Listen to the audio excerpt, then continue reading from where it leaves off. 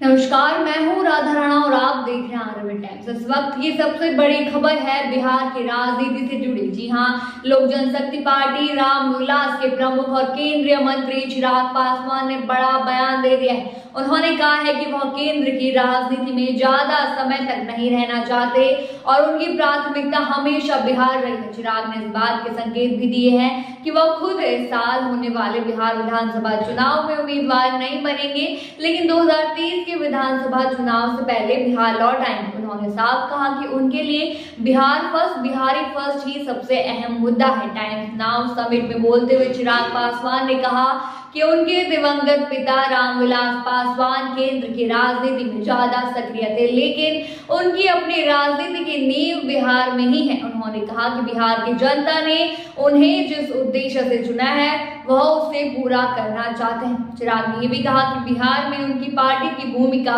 बहुत ही महत्वपूर्ण होगी और आने वाले चुनाव में उनकी पार्टी अपनी रणनीति के साथ मैदान में उतरेगी। हालांकि राज्य के मुख्यमंत्री बनने के सवाल पर उन्होंने इसे भविष्य पर बिहार की राजनीति में इस बयान के कई मायने निकाले जा रहे हैं। राजनीतिक जानकारों का मानना है कि चिराग पासवान बिहार में अपनी स्थिति को मजबूत करने के लिए रणनीति अपना रहे। हालांकि उन्होंने ये भी स्पष्ट कर दिया कि वह अभी केंद्र में मंत्री पद पर बने रहेंगे, लेकिन लंबी अवधि के लिए नहीं। उनके इस बयान के बाद बिहार की राजनीति में हलचल मच गई है।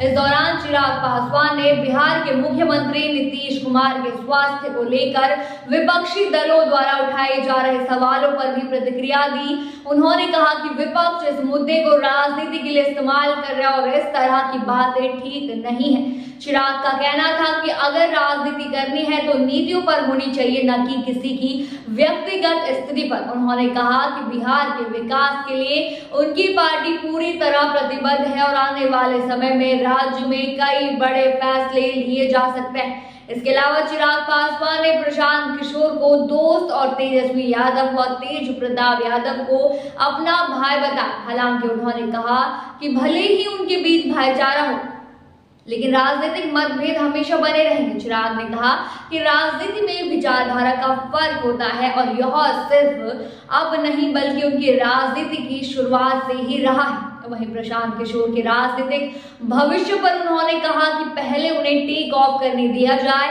फिर देखा जाएगा कि उनकी राजनीतिक उड़ान कितनी ऊंचाई तक जाती है और सुरक्षित लैंड होती है या नहीं। बिहार की राजनीति में ये बयान ऐसे समय में आया है जब राज्य में आगामी विधानसभा चुनाव को लेकर हलचल तेज हो गई है। जी हाँ, चिराग पासवान की पार्टी अपनी रणनीति पर काम कर रही है और आने वाले समय में उनकी अगले कदम पर सभी की नजरें टिकी रहेंगी।